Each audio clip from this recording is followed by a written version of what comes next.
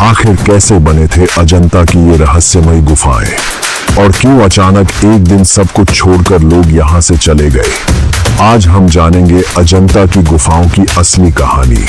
आज से करीब 2200 साल पहले भारत के घने जंगलों के बीच कुछ लोगों ने ऐसा काम शुरू किया था जिसे आज भी देखकर दुनिया हैरान रह जाती है।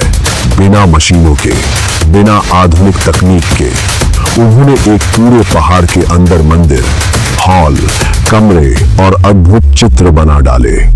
लेकिन इन पत्थरों के पीछे छिपी है सैकड़ों वर्षों की मेहनत, पसीना, दर्द और हजारों लोगों का संघर्ष। अजंता की गुफाओं की कहानी केवल पत्थरों को काटकर बनाई गई इमारतों की कहानी नहीं है। यह उन हजारों लोगों की मेहनत, धैर्य, कला, पसीने और बुद्धिमत्ता की कहानी है जिन्होंने बिना आधुनिक मशीनों के एक पूरे पहाड़ के अंदर संसार बसा दिया।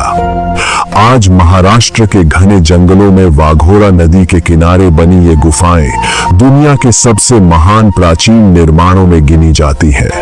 लेकिन इन्हें बनाना कितना कठिन था, यह बहुत कम लोग जानते हैं। यह कहानी शुरू होती है लगभग दूसरी शताब्दी ईसा पूर्व में। उस समय भारत में सातवाहन वंश का शासन था। उत्तर भारत और मगध क्षेत्र से कई बौद्ध भिक्षु दक्षिण की ओर यात्रा कर रहे थे।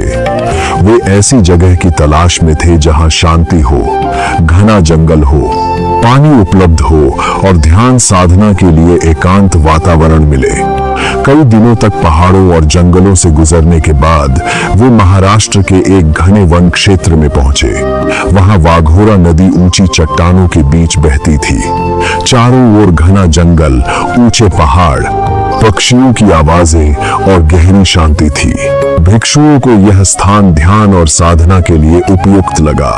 उन्होंने वहीं रहने का निर्णय लिया। शुरुआत में वे लकड़ी, पत्तों और मिट्टी की छोटी झोपड़ियों में रहते थे, लेकिन जंगल का जीवन आसान नहीं था। बरसात में पानी झोपड़ियों के अंदर भर जाता था। रात में जंगली जानवरों का खतरा रहता था। कई बार तेज हवाएं झोपड़ियों को उड़ा देती थी। धीरे धीरे भिक्षुओं ने समझा कि उन्हें एक स्थायी और सुरक्षित आश्रय बनाना होगा। तभी पहाड़ को काटकर गुफाएं बनाने का विचार सामने आया। जिस पहाड़ को चुना गया वह साधारण पत्थर का नहीं था। वह कठोर ज्वालामुखी या पत्थर बेसाल्ट से बना था। यह पत्थर बहुत मजबूत होता है और उसे काटना बेहद कठिन था। लेकिन इसी कठोरता के कारण गुफाएं हजारों वर्षों तक टिक सकती थी। धीरे धीरे स्थानीय कारीगरों और मजदूरों को बुलाया गया। इनमें पत्थर काटने वाले शिल्पकार, मूर्तिकार, चित्रकार, बढ़ई, बांस का काम करने वाले लोग और साधारण मजदूर शामिल थे।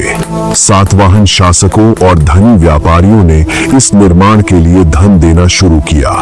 निर्माण शुरू होने से पहले कारीगर पूरी योजना बनाते थे। वे तय करते थे कि गुफा कितनी बड़ी होगी, कितने खंभे होंगे, छत कितनी ऊंची होगी और अंदर कमरे कहां बनाए जाएंगे। उस समय कोई आधुनिक मशीन, लेजर या इंजीनियरिंग उपकरण नहीं था। कारीगर रस्सियों, लकड़ी की सीधी पट्टियों और दीवारों पर बनाए गए निशानों की मदद से माप लेते थे। छोटी सी गलती पूरी गुफा को खराब कर सकती थी, इसलिए हर कदम बहुत सावधानी से उठाया जाता था। सबसे आश्चर्य की बात यह थी कि गुफाएं सामान्य इमारतों की तरह नीचे से ऊपर नहीं बनाई गई थी। कारीगर पहाड़ को ऊपर से नीचे काटते थे। पहले चट्टान की सतह पर कोयले और मिट्टी से निशान बनाए जाते, फिर लोहे की नुकीली छेनी से छोटे छोटे कट लगाए जाते। उसके बाद भारी हथौड़ों से लगातार वार कर पत्थर तोड़ा जाता। धीरे धीरे अंदर की ओर जगह निकाली जाती थी। एक गलत वार महीनों की मेहनत खराब कर सकता था। सुबह सूरज निकलने से पहले मजदूर और कारीगर जाग जाते थे। कुछ लोग नदी से पानी भरकर लाते, कुछ लकड़ियां इकट्ठा करते और कुछ औजारों को धार देते। लोहे की छेनियां बार बार कुंद हो जाती थी। इसलिए उन्हें आग में गर्म करके फिर हथौड़ों से पीटकर तेज किया जाता था। जंगल के बीच अस्थायी झोपड़ियों में रहने वाले मजदूर साधारण भोजन खाते थे। मोटा अनाज, दाल, जंगली फल और नदी का पानी। उनका जीवन बेहद कठिन था। जब सैकड़ों मजदूर एक साथ हथौड़े चलाते थे तो पूरी पहाड़ी में गूंज उठती थी। पत्थरों पर पड़ने वाली चोटों की आवाज जंगलों तक सुनाई देती थी। दिन भर धूल हवा में उड़ती रहती। मजदूरों के शरीर पसीने और पत्थर की धूल से भर जाते। कई लोगों के हाथों में छाले पड़ जाते, कंधे छिल जाते और उंगलियां कट जाती। फिर भी अगले दिन काम दोबारा शुरू हो जाता। हजारों टन पत्थर केवल हाथों से तोड़े गए। टूटे हुए पत्थरों को टोकरियों में भरकर मजदूर बाहर ले जाते थे। कुछ मजदूरों का काम केवल मलबा हटाना होता था। पहाड़ के किनारे फिसलन रहती थी। कई बार बड़े पत्थर अचानक टूटकर गिर जाते और मजदूर घायल हो जाते। बरसात के मौसम में काम और खतरनाक हो जाता था क्योंकि चट्टानें गीली और कमजोर हो जाती थी। धीरे धीरे छोटी गुफाएं बनने लगी। इन्हें विहार कहा जाता था। ये भिक्षुओं के रहने और ध्यान करने के स्थान थे। इनमें छोटे छोटे कमरे बनाए जाते जहां भिक्षु रहते थे। हर कमरे में पत्थर को काटकर सोने की जगह बनाई जाती थी। बाद में बड़ी धार्मिक गुफाएं बनाई गई जिन्हें चैत्य कहा गया। इन चैत्य गुफाओं में विशाल हॉल, लंबे खंभे और स्तूप बनाए गए। सबसे अद्भुत बात यह थी कि ये खंभे अलग से जोड़कर नहीं लगाए गए थे। पूरा हॉल, छत और खंभे एक ही चट्टान को काटकर बनाए गए थे। जहां आज खंभा दिखाई देता है वहां पहले ठोस पत्थर था जिसे आसपास से हटाकर आकार दिया गया। गुफाओं के अंदर हमेशा अंधेरा रहता था। कारीगर तेल के दियों की रोशनी में काम करते थे। अंदर हवा बहुत कम पहुंचती थी। दियों के धुएं से सांस लेना मुश्किल हो जाता था और कई बार आंखों में जलन होने लगती थी। मजदूरों को थोड़ी देर में बाहर आकर ताजी हवा लेनी पड़ती थी। फिर भी कलाकार घंटों तक अंदर बैठकर पत्थर तराशते रहते। मूर्तियां बनाना सबसे कठिन कामों में से एक था। पहले पत्थर का मोटा आकार निकाला जाता, फिर धीरे धीरे चेहरे, हाथ, कपड़े और भावनाएं तराशी जाती। बुद्ध की शांत आंखें, कपड़ों की सिलवटें और हाथों की मुद्रा बनाने में महीनों लग जाते थे। एक छोटी सी गलती पूरी मूर्ति को खराब कर सकती थी। कई अधूरी मूर्तियां आज भी दिखाती है कि कलाकार किस स्तर की सावधानी से काम करते थे। समय के साथ अजंता केवल रहने की जगह नहीं रही। यह बौद्ध शिक्षा, कला और साधना का बड़ा केंद्र बन गई। दूर दूर से भिक्षु यहाँ आने लगे। 5वीं शताब्दी में वाकाटक वंश के शक्तिशाली राजा हरिशेन ने इन गुफाओं को और भव्य बनाने का निर्णय लिया। उनके संरक्षण में श्रेष्ठ कलाकार, चित्रकार और शिल्पकार यहाँ बुलाए गए। इसी समय अजंता की सबसे सुंदर गुफाओं का निर्माण हुआ। अब गुफाओं के अंदर चित्रकारी शुरू हुई। दीवारों और छतों पर बुद्ध के जीवन, जातक कथाओं, राजाओं, व्यापारियों और सामान्य लोगों के दृश्य बनाए गए। पहले दीवारों को चिकना किया जाता था, फिर मिट्टी, चूना, पौधों और रेशों के मिश्रण की परत लगाई जाती। उसके बाद प्राकृतिक रंग तैयार किए जाते। लाल रंग मिट्टी और खनिजों से, पीला पत्थरों से, काला कालिख से और कुछ रंग पौधों से बनाए जाते थे। ऊंची दीवारों और छतों पर चित्र बनाने के लिए बांस के मचान बनाए जाते थे। कलाकार कई घंटों तक उन्हीं मचानों पर खड़े रहते। कभी कभी तेल के दिए बुझ जाते और पूरा हॉल अंधेरे में डूब जाता। फिर दोबारा दिए जलाकर काम शुरू किया जाता। आज भी लोग आश्चर्य करते हैं कि इतने पुराने चित्र कैसे बचे रहे।